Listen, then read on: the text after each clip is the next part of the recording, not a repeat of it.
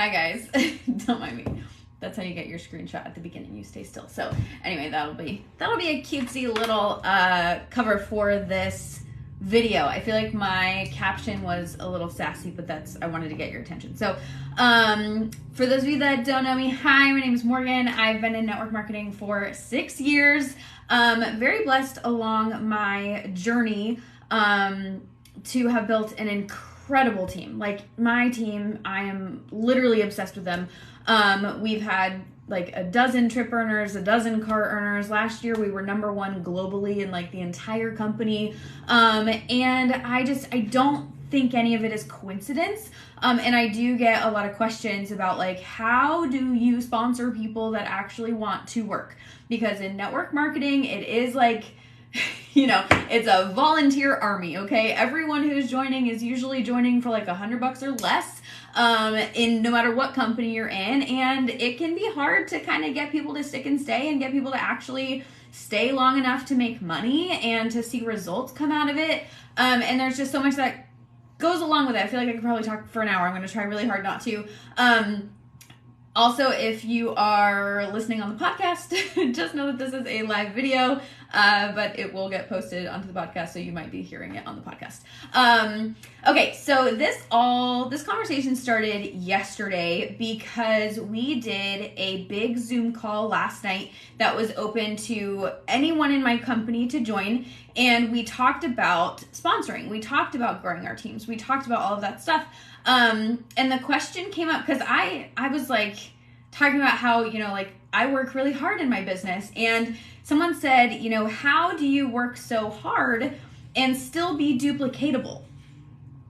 How do you work so hard and still be duplicatable? Tell me in the comments if you have ever worried that you work so hard that you scare off your team, or that you work too much and that the people on your team are they're going to quit because they're going to think it's too hard. Tell me in the comments, just say me in the comments, if you have ever felt that way. Like it's you work too much. You're putting guilt on yourself for working too much because your team is going to think you're not duplicatable.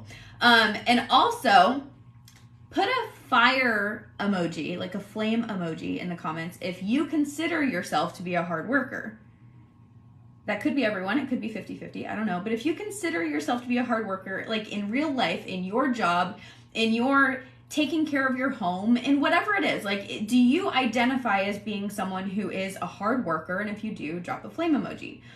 And so she asked me this question in front of 85 people. And I said, why do you think hard work isn't duplicatable? And I don't think anyone on that Zoom has ever thought that before. We are so scared to say that we work hard. We are so scared to say that our success took work and that we did have to work long hours or long days, or that we did have to put in extra effort and that it was uncomfortable, or that we had to take a course or a class.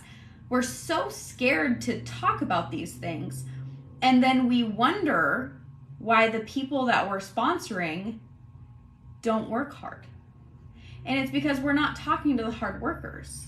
You guys, you're using verbiage like, this is so simple. Honestly, I'm kind of turned off by things that are simple, because if it's simple, it's for everyone. And I'm a hard worker. I want to be able to do things that other people can't do. So I'm actually more excited to do something if it's a little bit harder, if it's a little bit more challenging. If it's simple, anyone can do it. That's boring. And so by saying that it's simple, and by saying you can fit it into the nooks and crannies of your day, and then you get someone who joins and only wants to work at 5 minutes a day, and then you're frustrated. But it's the verbiage that you're using when you're recruiting because you are too scared to be honest with what you're looking for. You're looking for hard workers. You're looking for people who want to change their life with this business. You're looking for people who want to make a full paycheck, not $50 a month. So stop using that verbiage if it's not what you're looking for. If it's what you're looking for, that's okay. Like, I know people that are building incredible businesses with casual sellers and they love it. But if that's not what you love, then stop pretending. And it's really that simple. People are not going to join my team if they are not hard workers. I would turn them off. They would watch my content and they'd be like, I'm not joining her team. She's too intense. But people who want to work hard are going to join my team because they know that I'm going to run at the same pace as them. Does that make sense? Another thing to think about is that, and I said this on the call in front of 85 people, winners will not be recruited by whiners.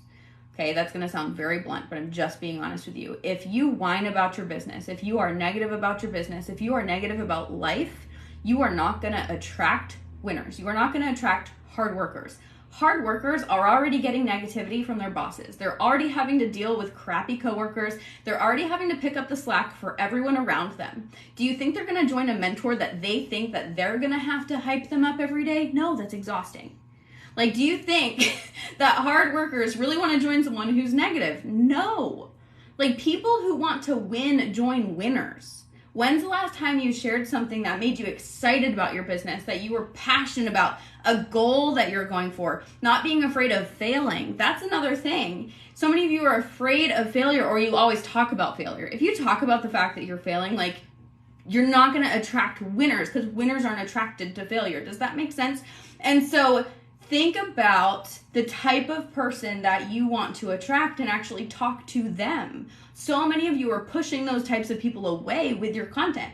You're literally pushing them away instead of attracting them, because you're thinking that you have to pretend that this is easy in order to attract people, but like, literally you're attracting the wrong type of person, then you're wondering why all the people that you attract aren't working this business. Does this make sense? I hope this is resonating with you guys. So some tips to help you. Show when you're working. Show a little bit of the behind the scenes of when you're working. Like, prop your phone up and do like a sped up video the next time that you are doing a live, well, if you're doing a live video, you're already on the phone. The next time you're doing your makeup, if you're in a makeup company, or the next time you're watching something on your laptop and taking notes. Like, record yourself when you're working. Record yourself packing orders if you ship orders. Show your back office the next time you place an order. Like, show some of the behind the scenes work. Pull the curtain back a little bit and show people that it's more than just, like in my case, it's more than just doing my makeup every day. If it was as simple as doing my makeup every day, it would be a lot more simple, but it's not that simple. I do a lot of other things like packing orders and following up with customers and learning all sorts of advertising and strategies and stuff like that. And that might sound overwhelming, but to someone like me, the type of person I want to attract, that's not overwhelming, that's exciting. You're telling me I get to learn actual business strategies. You're telling me I get to learn marketing and advertising. You're telling me I get to learn sales skills. You're telling me I get to learn public speaking. You're telling me I'm going to feel a little bit more confident when I talk to humans. Those are things that excite me. That doesn't intimidate me. And so think about the type of person. What does that person want to see? What do winners want to see? What do hard workers want to see? Because we don't want to see that it's simple. We don't want to see the negative. Like, we want to see what's real. Show me what's real and I'll work for it. Show me I can be number one in a company and I'll work my butt off for it. Show me that the trip is actually free and I'll work harder than everyone else. Show them what's real and you will attract those types of people. So I think that is basically everything that I wanted to say. Oh, well, I did say I was going to give you tips. The tips behind the scenes. That's the biggest thing. Showing the behind the scenes work is the biggest thing. Sharing wins. Finding things that you love about your business. Your wins do not have to be results. It does not have to be how many sales you made or how big your team is. Your win could be that you got better at winging your eyeliner if you're in a makeup company. Your win could be that you feel a little more confident when you speak on live video. Your win could be that you learned to prioritize a little bit better. I've learned time management more in the last 6 years than I ever had in my entire life. That's a win. Okay, those things are wins. Maybe it's that you made a friend and you go to coffee with her. That's a win. Sharing the positive things about your business is what's going to attract people that are going to be more positive, and it's going to get them more plugged in to what you're doing than being negative.